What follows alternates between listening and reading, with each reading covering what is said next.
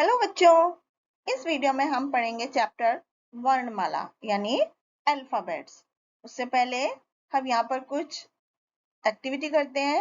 यहाँ पर बच्चों आपको क्लास में सभी बच्चे अपने अपने मित्रों के नाम लिखिए, यानी आपके जितने भी दोस्त हैं आपको उनके नाम लिखने हैं पहले, और फिर नाम में जिन वर्णों का इस्तेमाल किया गया है उन्हें अपनी टीचर की हेल्प से अलग अलग लिखने की कोशिश कीजिए। तो आइए इसको देखते हैं, पढ़ते हैं और समझते हैं। तो बच्चों आप देख रहे हैं यहाँ पर एक प्रकृति का बहुत ही सुंदर चित्र है जिसमें एक नदी दिखाई गई है। तो ये नदी के बारे में ही एक कविता है। कल कल छल छल, कल कल छल छल, कल कल छल छल बहती जाती। यहाँ पर नदी के बारे में बात हो रही है। मैं मस्त अकेली लहरों में उठ गिर गाती बहती जाती। तो बच्चों ये जो शब्द हैं इनकी कल कल छल छल, इन्हें आप अपनी कविता में गाकर सुनाइए। तो बच्चों जब हम बोलते हैं तो हमारे मुंह से बहुत सारी ध्वनियां निकलती हैं और हमारे मुंह से निकली हुई ध्वनियों से ही भाषा बनती है, और इन ध्वनियों को जब लिखा जाता है तो ये वर्ण कहलाती है। तो वर्ण भाषा की सबसे छोटी इकाई होती है जिसको और ज्यादा विभाजित नहीं किया जा सकता, यानी कि उसके और ज्यादा टुकड़े नहीं किए जा सकते। जैसे कि शहद है, तो शहद में श प्लस अ, ह प्लस अ, द प्लस अ, 6 ध्वनियां मिलकर के शहद शब्द बनता है।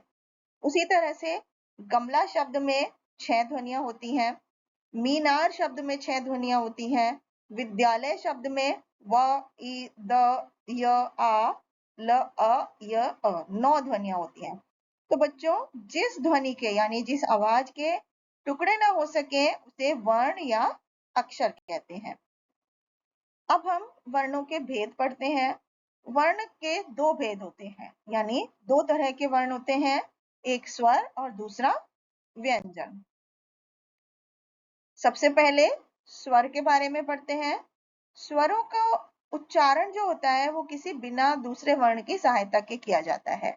उच्चारण मतलब जो बोले जाते हैं स्वर, उसको बोलने के लिए किसी दूसरे वर्ण की सहायता नहीं लेनी पड़ती।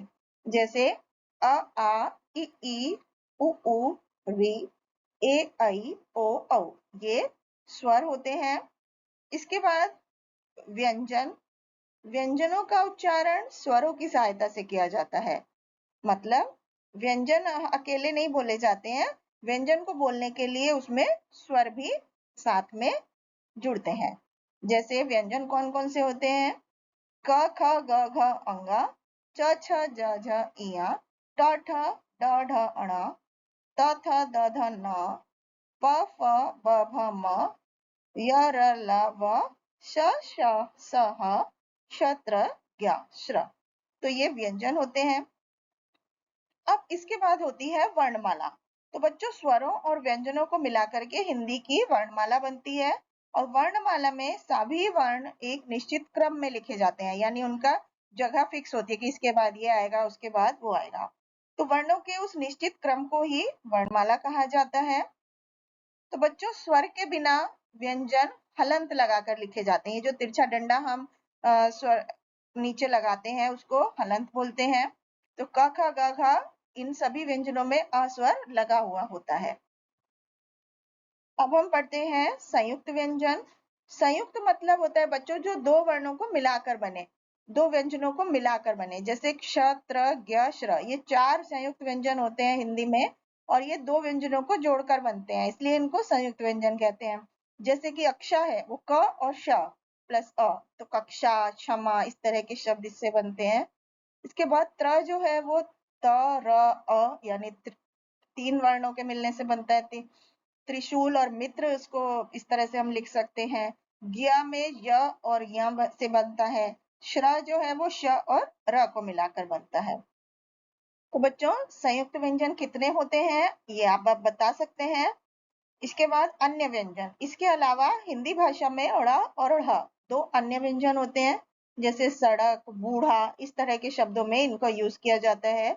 अयोगवह अंग और अह होते हैं जिनको अयोगवह कहते हैं। ये ना तो स्वर में आते हैं और ना ही व्यंजन में। तो बच्चों अमन प्रातः सैर करने जाता है। बंदर पेड़ पर बैठा है, आकाश में चांद निकल आया। तो यहाँ पर बंदर, चांद, प्रातः, इनमें अंकी बिंदी, चंद्र बिंदी और अह विसर्ग जिसे हम कहते हैं, ये चिन्ह है जिनको कि अनुस्वार, अनुनासिक और विसर्ग कहते हैं। अनुस्वार का चिन्ह ऊपर बिंदी होता है, अनुनासिक का चिन्ह चंद्र बिंदु होता है और विसर्ग का चिन्ह दो बिंदी होता है। तो बच्चों, हमने इस तरह से इस चैप्टर में स्वर, व्यंजन, वर्णमाला के बारे में सीखा। Thank you.